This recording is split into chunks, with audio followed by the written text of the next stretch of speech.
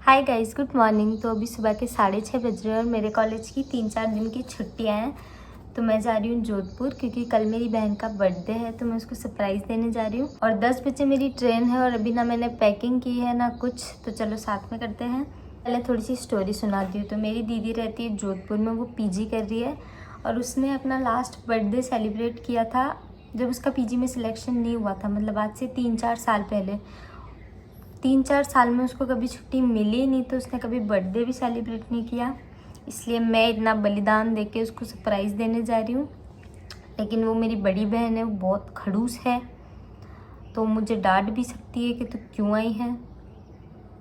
तो देखते हैं कि वो क्या रिएक्ट करती है।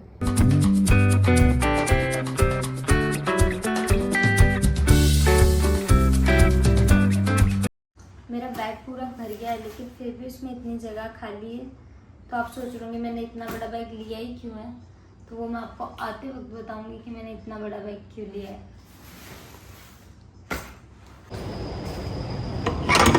तो सारी पैकिंग मैंने कर दी और जाने से पहले मैं अपना कत्ल पे डांस शूट करके आई हूँ। और कसम से इतना बुरा डांस किया है मैंने, लेकिन वो आप सब भी देख पाओगे क्योंकि मैं वो अपलोड करने वाली हूँ।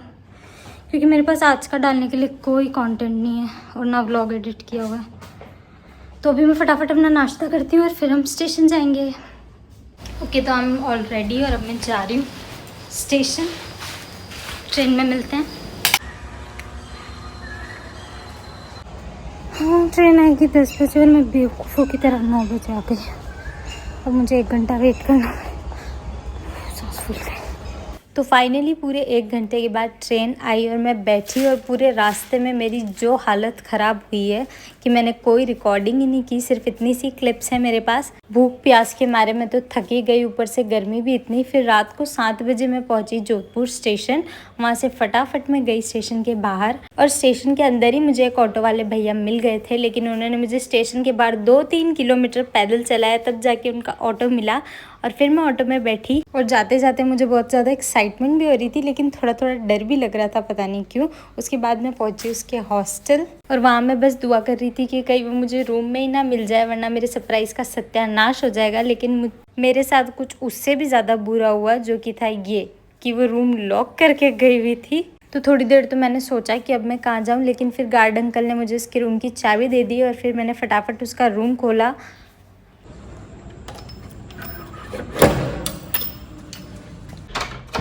ओके, तो गाइस मैं आ गई हूँ और मुझे इतनी ज़्यादा भूख लग रही है कि मुझे चक्कर आ रहे हैं। मेरी आवाज़ से भी पता लग रहा होगा। और इसका रूम देखो एक बार कितना गंदा है। तो मुझे नहीं पता वो कितनी बजे आएगी, तो मैं सोच रही हूँ कि मैं रूम डेकोर कर दूँ, पर उससे पहले मैं कैंपर भर के पानी पीऊँ। पानी ही नहीं है, मैं क्या पिया? फ्रिज में होगा।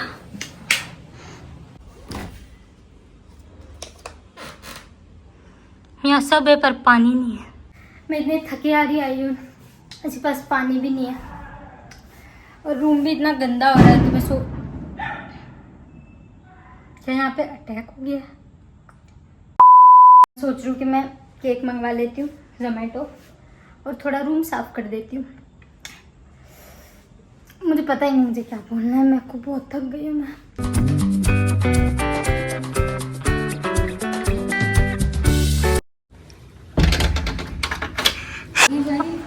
अब इनको चलता नहीं है।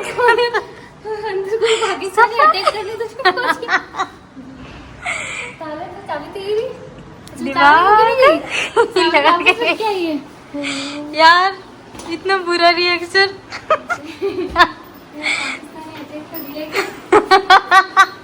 वापस बोलना, मेरे व्यूज आएंगे। क्या तुझे क्या पाकिस्तान आ गए मेरे रूम में? ये क्या हो गया? और चलो, मेरे सरप्राइज़ का बैंड बजा तो बजा, लेकिन मेरे केक की डिलीवरी की टाइमिंग भी इतनी बुरी थी ना कि वो भी टीना दीदी के सामने ही डिलीवर हुआ। मेरे थोड़े सरप्राइज़ का मज़ा ख़राब हो गया। इतना बुरा सरप्राइज़ कि टीना दीदी इतनी बेवकूफ़ है, मेरा मज़ा ही ख़राब कर दिया। वापस नहीं दिए, जो गए। अभी एक्साइटेड भी नहीं हो रही मैं आई हूँ तो। मुझे भूख लग रही है बहुत। टीना दीदी थोड़ी तो खुश हो मैं आई हूँ। फ्रिज में कुछ खाने का भी रखा है थोड़ा थोड़ा चॉकलेट। क्या जैसे? चॉकलेट सैंडविच में तो पड़ा है। और कुछ है मेयोनीज वगैरह? नहीं, तुमको पता था ये? जोधपुर आई और यहाँ के पता चल रहा है कि यहाँ तो पाकिस्तान मिसाइल छोड़ सकता है। क्या पता क्या ही हो जाए, तो इसलिए मैंने दाल बाटी मंगा ली, क्योंकि जोधपुर में तो दाल बाटी खानी ही पड़ेगी। यहाँ पे 12 बजे का ब्लैकआउट है, ब्लैकआउट है ना, तो ब्लैकआउट है स्टार्टेड।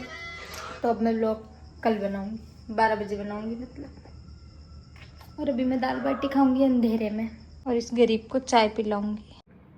Good morning guys. तो इट्स डे 2 इन जोधपुर और रात को लाइट जा चुकी थी, तो मैं सो गई और मैं केक ही कटवाना भूल गई।